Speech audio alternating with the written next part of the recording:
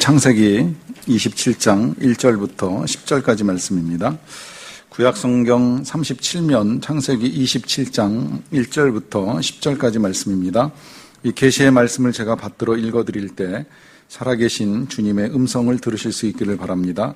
이삭이 나이가 많아 눈이 어두워 잘 보지 못하더니 맏아들 에서를 불러 이르되 내 아들아 하매 그가 이르되 내가 여기 있나이다 하니 이삭이 이르되 내가 이제 늙어 어느 날 죽을는지 알지 못하니 그런즉 네 기구 곧 화살통과 활을 가지고 들어가서 나를 위하여 사냥하여 내가 즐기는 별미를 만들어 내게로 가져와서 먹게 하여 내가 죽기 전에 내 마음껏 내게 축복하게 하라.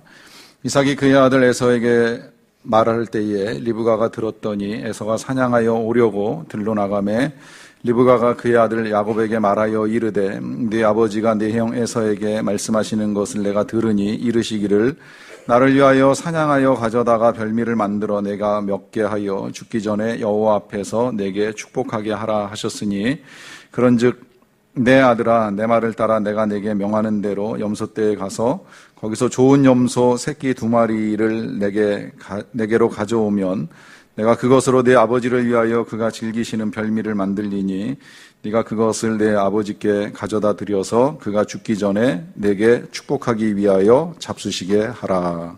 아멘.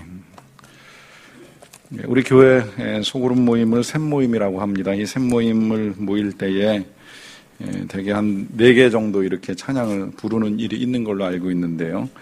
그 찬양 중에 한 곡은 이제 마지막 그 서로를 향해서 축복을 하는 찬양을 이제 부르는 일을 합니다. 우리 교회 예배도 비슷하죠. 우리가 이 예배 시간에 찬양대에 찬양이 없으면 보통은 한 4곡 정도의 찬송을 부르게 되는데 맨 마지막에 부르는 찬양은 이제 거의 매주 똑같은 찬양을 부릅니다. 지금은 주의 말씀 앞에선 당신은 참된 예배자라 하는 찬양을 부르는데 이 찬양이 축복입니다. 여러분들이 주님의 손과 발 되어 세상을 섬기고 또 주님의 군사 되어 세상을 이기는 이제 삶을 살도록 축복하고 또 축도하고 이제 그리고 우리가 이제 세상을 향하여 나아가는 일을 하게 됩니다.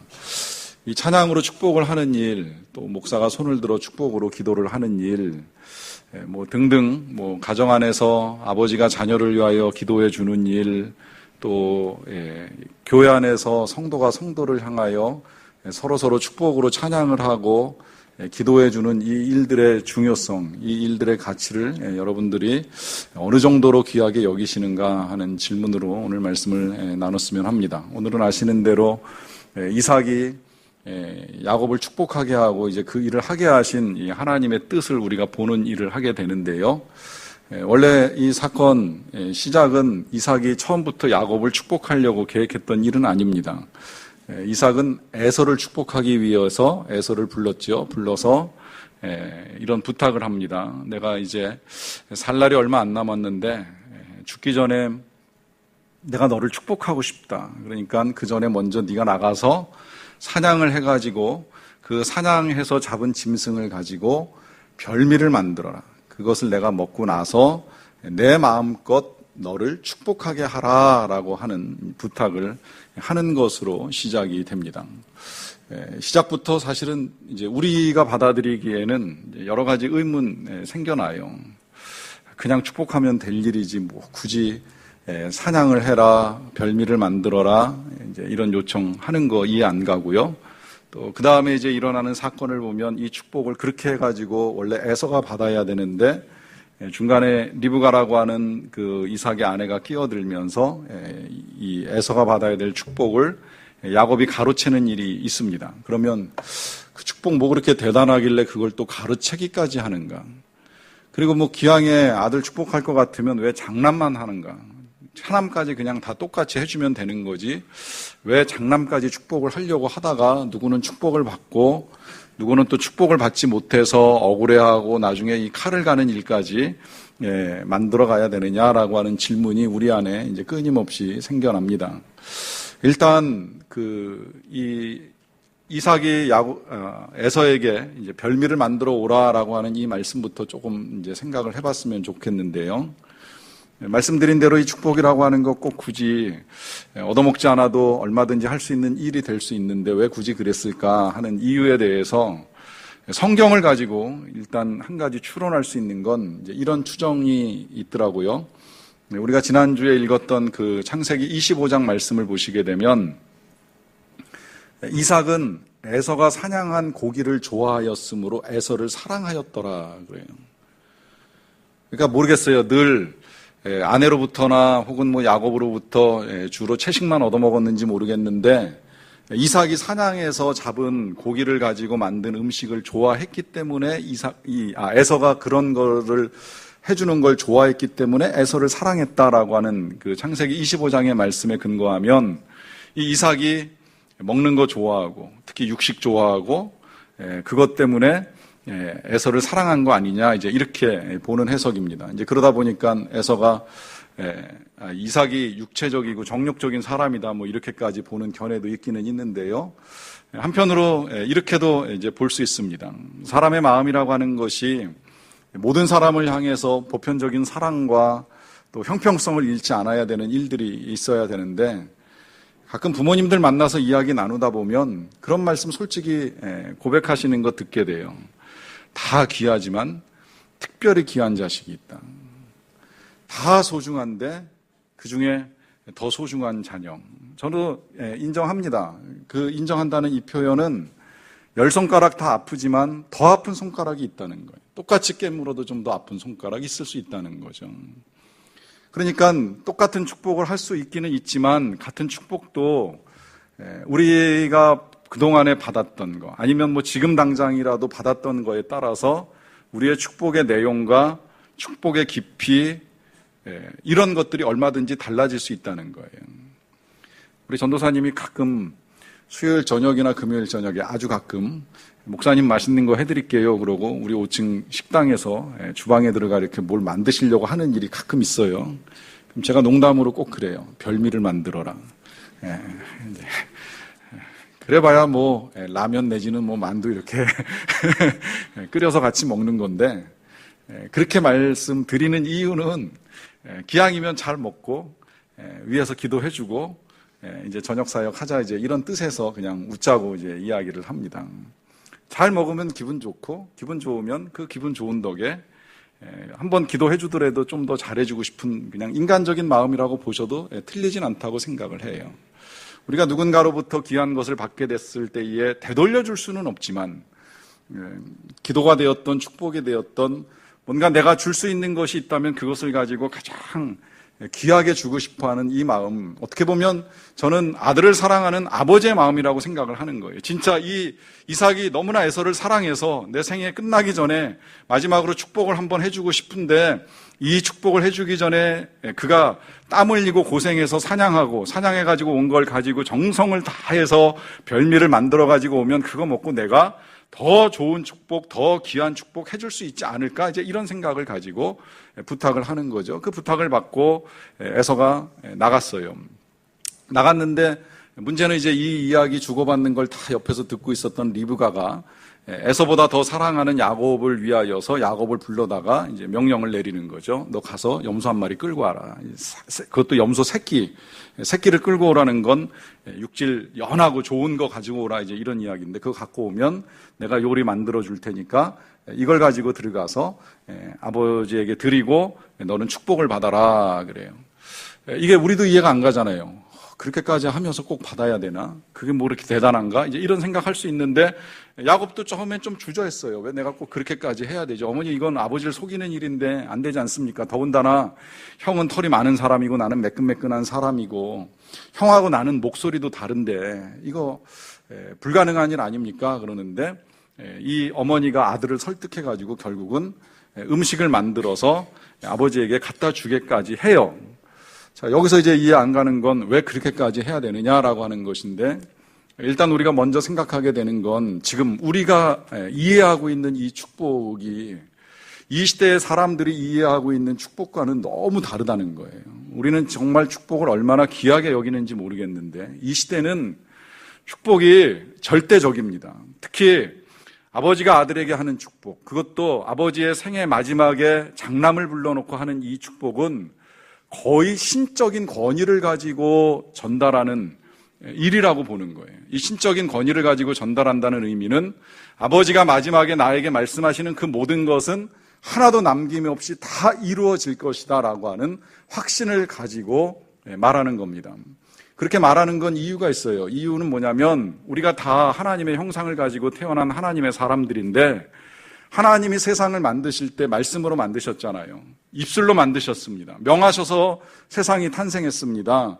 그 말씀하신 하나님이 우리에게 주신 이 입술의 권세, 다른 짐승, 다른 식물은 하나도 가질 수 없는 오직 사람만이 가지고 있는 이 입술의 권세가 하나님이 우리에게 유일하게 주신 권세이기에 우리도 그렇게 말하면 그렇게 될 것이다라고 하는 것을 믿는 거예요. 특히 하나님이 사람들에게 하신 말씀, 생육하고 번성하여 충만하여 땅을 다스리라라고 사람을 처음 만들 때 하신 그 명령에 따라 사람은 이 세상에 태어날 때 아담과 하와 부부로 태어났지만 수많은 인류를 이루어가면서 실제로 이 세상에서 생육하고 번성하는 일들이 일어났는데 이 일들이 이루어져 가는 과정들을 실제 목격하고 경험한 사람들이 말씀은 능력이다. 말씀은 권세다. 말씀은 곧 성취다. 이제 이 일에 대한 분명한 믿음을 가지고 있었던 거예요. 특히나 아버지가 자녀에게 해주는 축복, 아버지가 장남에게 해주는 축복은 더더욱 귀하고 소중한 것이다라고 하는 분명한 생각을 가지고 있었던 겁니다. 이걸 증명하기라도 하듯이 이 네 식구가요, 서로 마음은 갈라졌어요. 아버지는 큰아들을 사랑하고 어머니는 작은아들을 사랑합니다. 마음은 갈라졌는데 이 네 식구가 한결같이 보여주는 공통점이 있는데 이 네 식구 중에 그 누구도 축복을 소홀하게 생각은 안 한다는 거예요. 아버지는 이게 귀하니까 잘해주고 싶어서 별미를 만들어 와라 명령하죠. 그 명령들은 아들 에서는 한 번쯤 이렇게도 말할 수 있잖아요. 그거 그냥 좀 해주시면 안 돼요? 뭐 꼭 귀찮게 시리 사냥을 해야 돼요. 할 줄 모르는 요리를 해야 돼요. 이런 말 한마디 없어요. 네, 다녀오겠습니다. 바로 나가요. 들은 어머니는 이건 에서한테 가면 안 돼, 야곱한테 갔으면 좋겠어 하는 생각, 이 축복은 야곱이 받아야 돼 하는 생각에 야곱을 불러와가지고 네가 해라 하잖아요. 거기다가 들었던 야곱 처음에 약간 주저하는 것처럼 보이지만 엄마에게 설득당하고 난 다음에는 그럼 그렇게 하겠습니다. 들어가서 아버지를 속이고 결국은 형이 받아야 될 축복을 가로챕니다. 이 네 식구가 어느 누구도 그 아버지로부터 받게 될 축복을 우습게 생각 안 하는 거예요. 다 귀하게 생각하는, 대단하게 여기는 거예요. 그렇게 여기는 건 우리의 입에서 나오는 것이 그냥 소리가 아니라는 사실을 믿고 있는 겁니다. 그들에게 있어서의 언어는 창조의 재료입니다. 하나님의 역사의 출발점입니다. 하나님이 일하시는 통로입니다. 입술을 통해서 하나님의 일이 이루어질 것을 믿는 믿음을 가지고 살아가는 것입니다. 그러하기 때문에 오늘 이 사건을 통해서 우리가 제일 먼저 인식해야 될 건 내 입술의 말이 하나도 다 땅에 떨어지지 아니하고 다 하나님께 들린 바 되어서 그 들려진 나의 입술의 모든 말이 우리의 자녀들에게, 우리의 이웃에게, 우리의 원수에게, 내 마음에 안 드는 사람에게, 혹은 이 땅의 통치자에게, 교회의 지도자에게, 모든 사람들에게 다 영향을 미칠 수 있는 일이라고 하는 생각을 가지고 우리가 입술의 언어를 낼 수 있어야 된다는 거예요. 그리고 그 언어의 능력을 믿으셔야 된다는 거예요. 이 믿음을 가지고 있었기 때문에 리브가가 아들을 불러가지고 대신 음식을 만들어주고 이제 들어가라 그러잖아요. 여기 이제 또 이해 못할 사건이 일어나는 거죠. 그렇게 해가지고 왜 아버지 속이고 형이 받아야 될 축복을 뺏어서 동생에게 주느냐 하는 이제 생각을 하게 되는 것인데요. 자, 그런 의문은 뭐 저도 끝없이 가졌던 거기 때문에 동일한 의문이 남아있기는 합니다. 왜냐하면 이게 윤리적으로는 옳은 게 분명히 아니거든요. 그런데 두 주 전에도 제가 잠깐 말씀드렸습니다만은 이제 이게 우리가 사람을 보는 시각이고요. 하나님께서 사람을 보는 시각이 다르다고 말씀을 드렸습니다. 하나님께서 사람을 보시는 데 있어서는 장점만 보신다 말씀드렸어요. 그렇다고 우리가 수단 방법을 가리지 않고 우리가 얻고자 하는 걸 무조건 얻어내야 되고 받아내야 된다라고 말씀을 드리는 건 절대 아닙니다. 이 본문에서 지금 우리에게 가르쳐 주시는 것은 지금 이 여인이 보여주고 있는 믿음의 태도를 봐야 된다는 거예요. 제가 이 야곱 같은 나를 말씀 지난주에 시작하면서 이 야곱을 집념의 사람이다라고 하는 표현을 이제 사용을 했잖아요. 그가 집념의 사람이 된 데에는 어떻게 보면 그 어머니 리브가로부터 이제 유전된 부분이 많다, 이제 이런 생각도 할 수 있겠는데요. 이삭하고 리브가가 성격이 조금 달라요. 이삭은 뭘 그렇게 막 얻기 위해서 굉장히 애쓰는 그런 스타일은 아니에요. 이게 사람의 이제 그 기질의 차이인데, 이삭 같은 경우 지금 읽지 않은 26장에 보게 되면 이제 필요에 의해서 우물을 파는데 이걸 블레셋 사람들이 와가지고 뺐습니다. 그러면 가지시오 그러고는 이사 가가지고 또 다른 지역에서 또 우물을 파요. 이게 또 뺏겨요. 그러면 또 가지시오 주고서 또 딴 데 가서 또 파요. 그러기를 몇 차례 이렇게 하면서 마지막에 이제 하나님이 주시는 넓은 지역을 얻어가지고 우물을 파는 일이 있는데, 이삭은 집념이 없어요. 반대로 리브가는 좀 달라요. 원래 리브가가 처음에 이삭 만날 때 한 동네 사람이 아니었어요. 이삭은 가나안 땅에 있었고 리브가는 저 멀리 하란이라고 하는 곳에 떨어져 살던 사람이에요. 근데 이제 친척 관계였는데 아브라함이 며느리를 얻어야 되겠다고 생각을 하고 이제 종을 보내서 그 며느리 될 사람을 한 집안 식구 중에 데려와야 되는 일을 하게 했는데, 그 종이 가가지고 리브가를 만나요. 근데 이 리브가 처음 만날 때 보면 여인이었지만 혼자서 많은 양을 키우고 양을 먹이고, 특히 그날 양에게 이제 물을 주기 위해서 우물 뚜껑을 여는 일을 그 종이 도와주다가 이제 처음 만남을 하게 되는데, 그 만나고 난 다음에 이 리브가가 그 처음 만났을 때에 이 아브라함의 종에게 물도 마시게 할 뿐만 아니라 그 아브라함의 종이 끌고 온 모든 낙타들한테 다 물을 먹여가면서 이제 열심히 있는 삶의 모습을 보여주거든요. 그러고 나서 그게 2년이 돼가지고 이제 내가 우리 아브라함의 부탁을 받아가지고 지금 며느리를 데리러 왔습니다 하는 이야기를 하고 나니까 이 리브가가 그날로 자기가 가겠다고 하는 결정을 해요. 그 아버지 부두엘이 처음에 그 이야기를 들었을 때 당황했겠죠. 그 먼 데를 이 딸이 갑자기 가가지고 이삭하고 결혼을 하겠다고 하니까 이게 무슨 소린가 이렇게 생각할 수 있는 일이잖아요. 그런데 리브가는 들어보니 아브라함이 친척이고 또 하나님을 믿는 믿음을 가지고 가나안 땅에 들어갔고, 그 가나안 땅에서 하나님의 약속대로 거부가 되었고 복을 받았고 은혜를 누리고 있고, 그러던 그 아버지의 아들 이삭이 아내가 필요하다라고 하니 내가 가야 되겠다라고 하는 결정을 해버린 거예요. 근데 결정을 하고 난 다음에 그 이야기를 아버지하고 이제 나누게 되니까 아버지가 그러면 네가 정 가겠다 그러면 좀 천천히 가라. 며칠 더 있다 가라. 그런데 망설이지 않아요. 한번 결정하면 그렇게 해야 되겠다라고 하는 마음을 먹고 그 마음 변하지 않고 그냥 내일 떠나겠습니다. 그 종이 특히 빨리 가야 되겠다. 난 주인을 위해서 빨리 갔으면 좋겠다 하니까 그럼 저도 따라가겠습니다. 그러고 따라 나서는 거예요.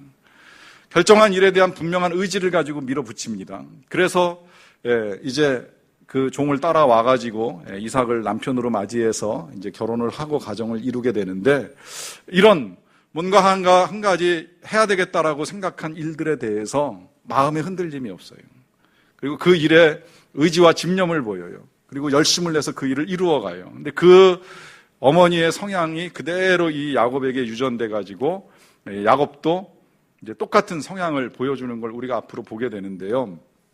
이런 태도를 하나님이 귀하게 여기신다는 거예요.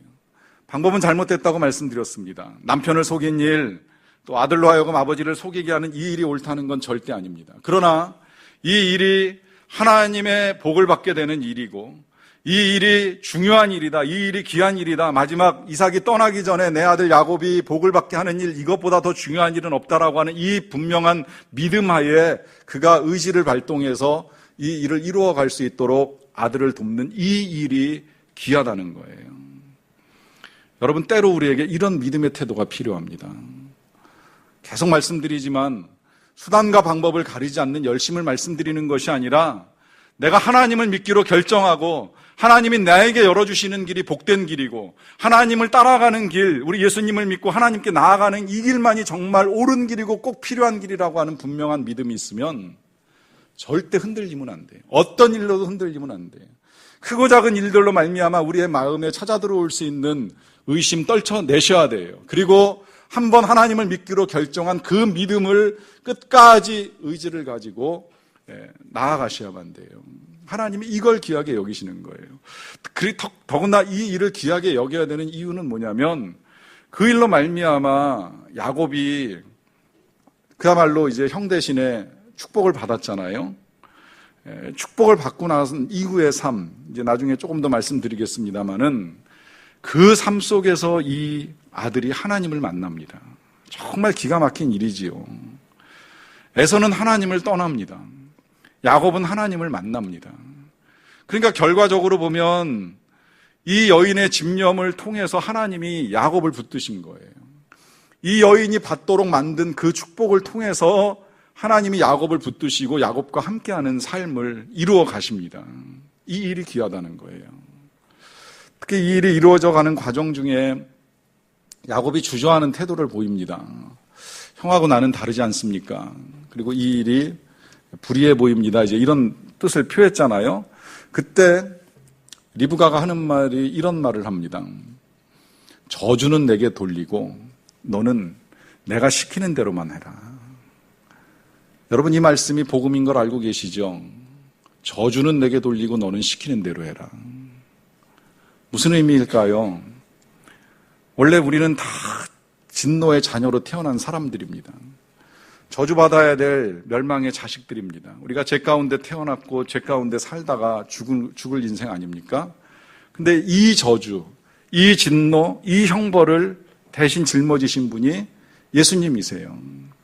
우리 예수님이 십자가에 달려 돌아가시면서 그 몸으로 우리에게 전해주신 메시지가 바로 이 메시지예요. 저주는 내가 받을 테니 너희들은 하나님 믿고 영생해라. 복 받아라. 영원히 생명을 가지고 살아가라. 우리가 그 예수님이 대신 당하신 진노와 저주로 인하여서 구원받은 하나님의 자녀입니다. 그러니까 내가 받아야 될 걸 예수님이 대신 받으시고 오히려 예수님이 취하셔야 될 자녀의 권세를 우리가 가로채서 우리가 그리스도인이라고 하는 이 장자의 명분을 가지고 살아가는 하나님 나라의 백성이 되었다는 거예요. 이게 얼마나 감사한 일입니까? 결국 이런 어머니의 집념에 의해서 야곱은 축복을 받는데요. 축복의 내용 잠깐 보겠습니다. 28절부터 29절까지 말씀인데요. 드디어 이삭이 야곱에게 이렇게 축복을 합니다. 하나님은 하늘의 이슬과 땅의 기름짐이며 풍성한 곡식과 포도주를 내게 주시기를 원하노라. 만민이 너를 섬기고 열국이 내게 굴복하리니 네가 형제들의 주가 되고 네 어머니의 아들들이 내게 굴복하며 너를 저주하는 자는 저주를 받고 너를 축복하는 자는 복을 받기를 원하노라. 자, 귀한 축복이 이 속에 담겨 있습니다. 일단 그 첫 번째 28절의 축복은 많이 들어보신 분들이 계실 거라고 생각해요. 하늘의 이슬과 땅의 기름짐, 풍성한 곡식, 이걸 하나님 주셨으면 좋겠다. 실제로 이제 이 축복 이후에 하나님은 야곱에게 많은 걸 주시는데 야곱에게만 주시는 것이 아니라 그 후손들에게도 주셔서 이스라엘은 중동에서는 그래도 가장 비옥하다고 할 수 있는 가나안 땅을 차지해서 그 젖과 꿀이 흐르는 땅을 이제 점령하고 살게 됩니다. 반대로 에돔은 에서죠. 에서는 이제 이 축복을 얻지 못해서 후일에 그의 후손들이 이 중동에서도 가장 황량한 땅, 중동 중에도요, 오늘날 이렇게 보면 그래도 석유가 나는 땅들이 있잖아요. 그나마 그 메마른 땅에 석유가 나서 나름 경제적인 부국을 이루고 살아가는 나라들도 있는데 이 에돔 지역이 유일하게 이스라엘과 함께 석유가 안 나는 땅이에요. 그래서 되게 가난하고 되게 힘들고 어렵습니다. 지금까지도 그렇습니다. 오늘날 요르단이라고 하는 나라인데 중동에서는 제일 힘이 약한 나라 중에 하나라고 볼 수 있겠는데 이 축복을 받은 결과와 축복을 받지 못한 결과가 이렇게 이제 상이하게 드러나는 것을 볼 수 있어요. 이렇게 보면 정말 우리가 축복을 하는 일, 축복을 받는 일이 얼마나 중요한가 다시 생각해 볼 수밖에 없는 거죠. 그래서 여러분들 한 번쯤 질문해 보셔도 좋을 것 같아요. 나는 누구로부터 어떤 축복을 받고 살아왔나? 그리고 지금은 누구에게 어떤 축복을 하면서 살아가고 있는가? 여러분들의 삶이 만약에 누군가로부터의 축복으로 이만큼 살 수 있게 된 것에 대해서 감사하시다라고 한다면 그 감사의 반응으로 이제 또 누군가를 축복하는 아름다운 일들을 이루시기를 바랍니다. 그 일들을 이루어가는 과정 중에 이제 그 다음에 우리가 우리의 축복의 대상에게 어떤 축복을 할 것이냐라고 하는 이제 질문을 하게 되는데요. 원수를 향한 축복은 일전에도 말씀을 드렸듯이 축복하세요. 누구라도 축복하세요. 여러분, 우리가 축복하지 아니하여야 될 대상은 한 명도 없습니다. 누구라도 다 축복의 대상입니다. 원수일지라도 축복의 대상입니다. 원수를 축복하라고 먼저 말씀드리는 이유는 그 원수를 축복해서 그가 변하면 그게 나한테 기쁨이 되고 행복이 되는 것이요.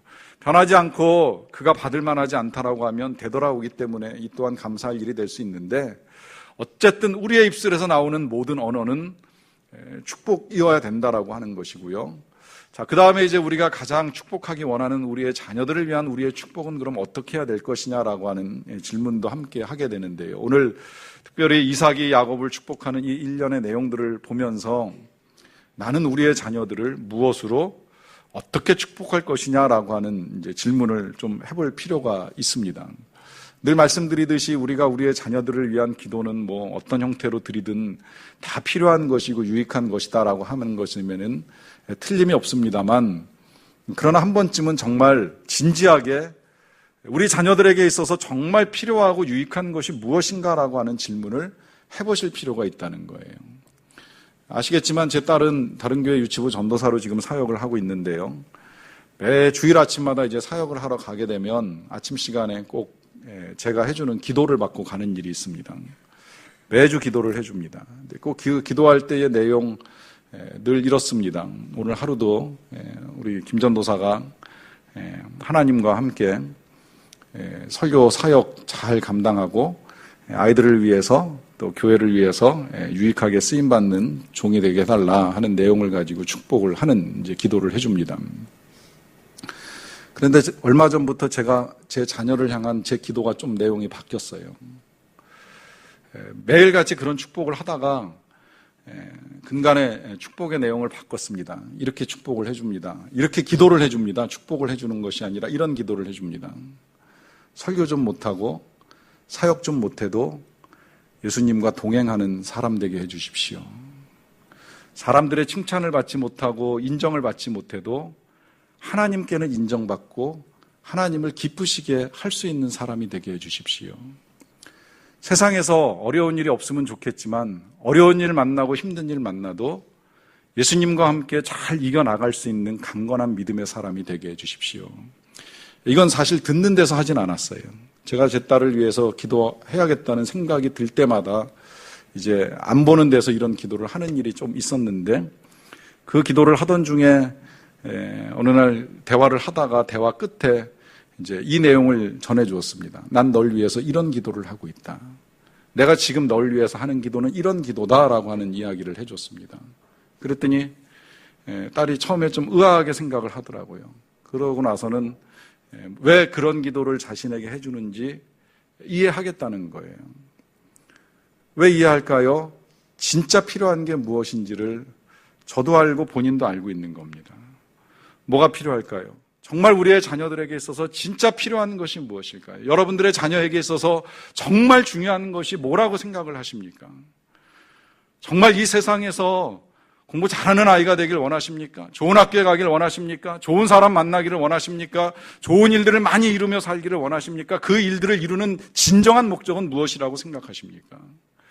여러분, 그런 것들을 위한 기도가 무용하다라고 말씀드리는 건 절대 아닙니다. 필요합니다. 기도해 주십시오. 그러나 때때로 자칫하면 그게 정말 다 썩어질 것이요, 사라질 것이요, 별거 아닌 것이요, 이 땅의 것이라고 하는 것을 우리가 절대 잊어서는 아니 됩니다.